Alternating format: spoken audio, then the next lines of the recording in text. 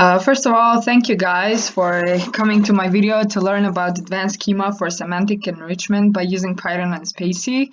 If you're not familiar with the concept of entities, JSON LD, and schema in general, I do advise you to learn about these concepts and rules first, and then come visit my video and learn more about semantic enrichment. So what do we know up until now about data that is present on the web? Basically, if you created your basis right, you will know that Tim Berners-Lee, the inventor of the VVV, who worked at CERN, proposed the 5-star rating system.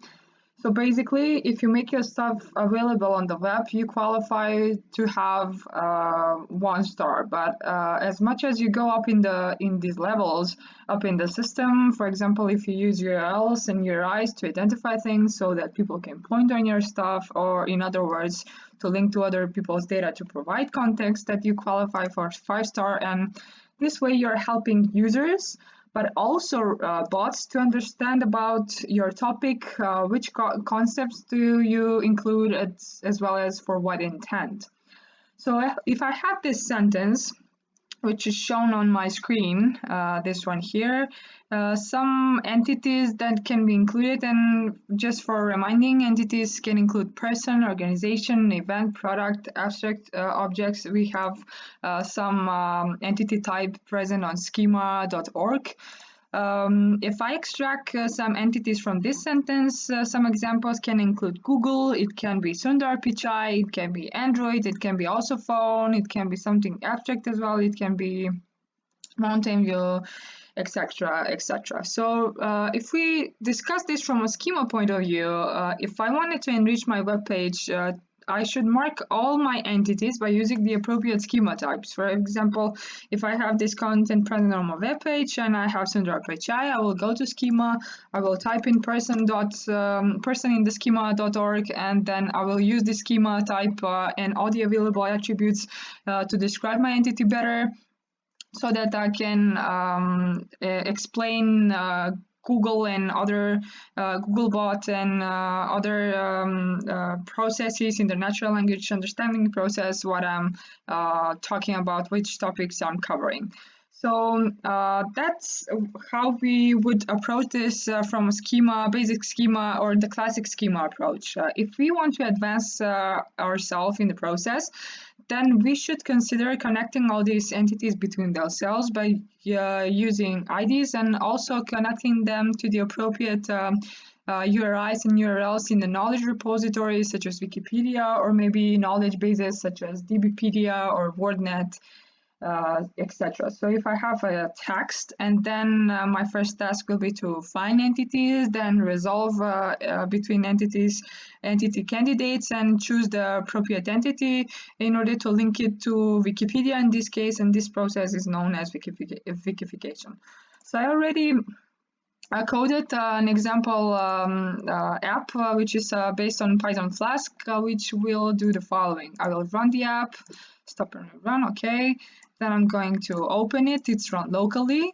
So basically I have these 3 fields like URL, title, and content. Since different web platforms and websites use different IDs maybe, or different parameters that can be used as CSS selectors, I decided to make this process a bit more generalized. So I created 3 fields and basically a process data button.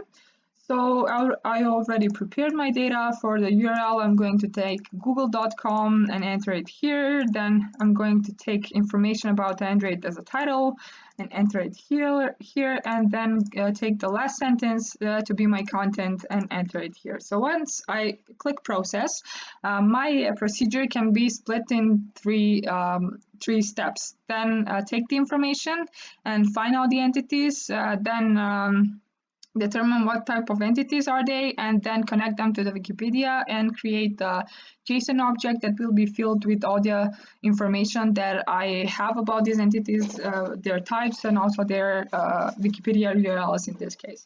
So once I click process data, I'm going to have this JSON object generated for me, which is really not pretty for viewing. It's not really practical. I also have it Here in the console, I can take it from here, take a script type. Okay. And then I'm going to test it here. I already have it. So once I click it, it's also validated. So it's basically a valid JSON LD.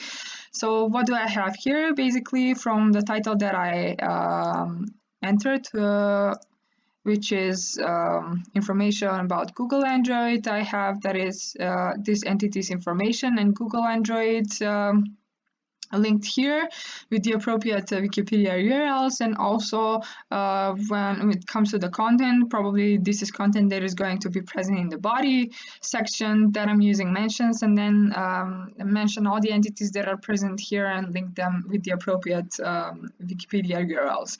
So this implementation can be improved because in this case, for each entity type, I'm using the entity type thing, which is the most generalized version that can exist, but I can use Spacy to advance in the process and code my approach better.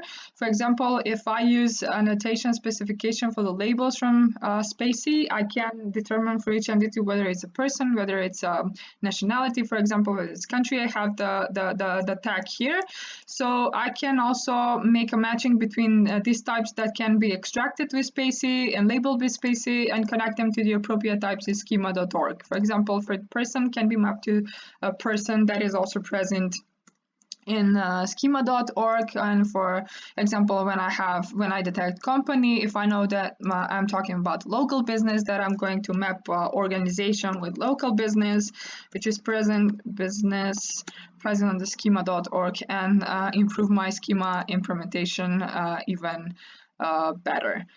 So Emilia, I work as a technical SEO. I hope that my ideas for enriching semantic enrichment of your content can serve you better and give you some ideas on how you can implement these things and advance your SEO game even further.